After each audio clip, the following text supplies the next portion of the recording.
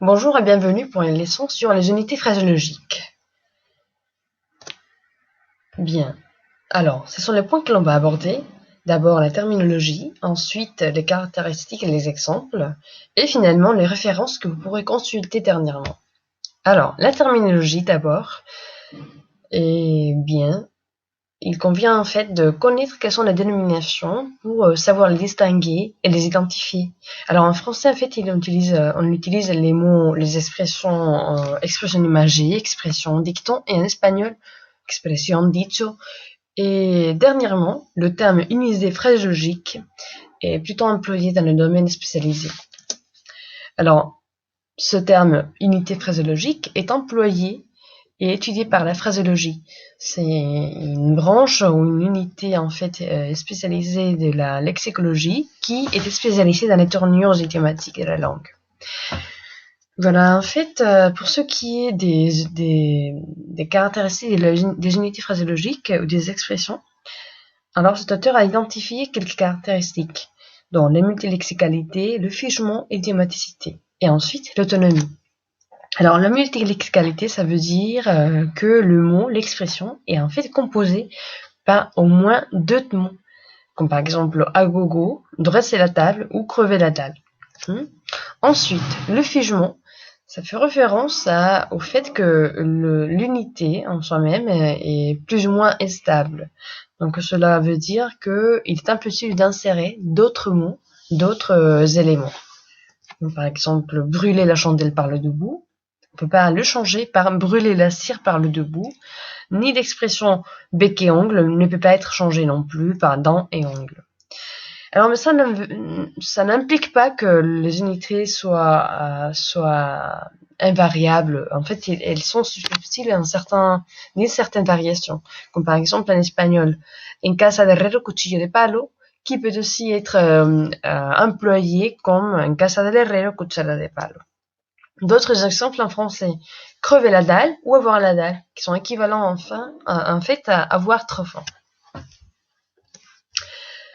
Un troisième lieu, c'est l'idiomaticité, ce que l'on a nommé, qui implique en fait que le terme est un caractère idiomatique, donc la signification globale de l'expression en sens un bloc. C'est-à-dire que les éléments, les mots, les significations des mots individuels ne constituent pas la signification globale de l'expression. Sur les cas, par exemple, de tirer le verre du nez à quelqu'un, que l'on ne peut pas comprendre comme sacar el gusano a alguien de la nariz, mais plutôt comme chercher à connaître quelque chose ou une vérité ou un secret de quelqu'un.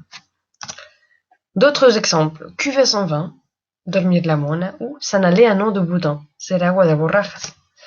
Et finalement, l'autonomie. En fait, les unités phraséologiques ou les expressions peuvent être plus ou moins autonomes. Celles qui sont autonomes, en fait, elles peuvent être par elles-mêmes sont des discours individuels. Tandis que celles qui ne sont pas autonomes doivent être modifiées de par les verbes, le gendre, le nombre, le pronom. Par exemple, geler à pierre fendre, hacer un frío que pela. L'équivalent en français serait geler à pierre fendre ou aussi faire un froid de canard. Ici, dans cet extrait, on trouve à la fin il fait froid, il fait un froid de canard. Alors, pourquoi est-il si important de connaître les expressions de la langue que l'on apprend? Parce qu'en fait, une traduction littérale, ça peut impliquer ou peut être en fait des fois la source de confusion. Donc, si une unité ou une expression est équivalente à la même forme et la même signification dans la langue, dans ce cas-là française, c'est parfait. Mais comme par exemple se casser la tête, romperse la cabeza, mais d'autres fois, une expression n'est pas équivalente dans l'autre langue. Donc il convient nécessairement de connaître certaines expressions, du moins celles qui sont plus ou moins utilisées au jour le jour. Par exemple, filer à l'anglaise, despedirse à la française. Donc il faut donc conclure que connaître les unités phraséologiques, les expressions, c'est en fait un peu compliqué, mais cela relève de la compétence, de la dextérité de la part du locuteur. Et enfin, c'est un défi, et il faudra le surmonter petit à petit. Mais ne découragez pas, parce que petit à petit, l'oiseau fait son nid. Donc voilà, continuez, ne découragez pas. Et voici quelques références si vous voulez bien les consulter.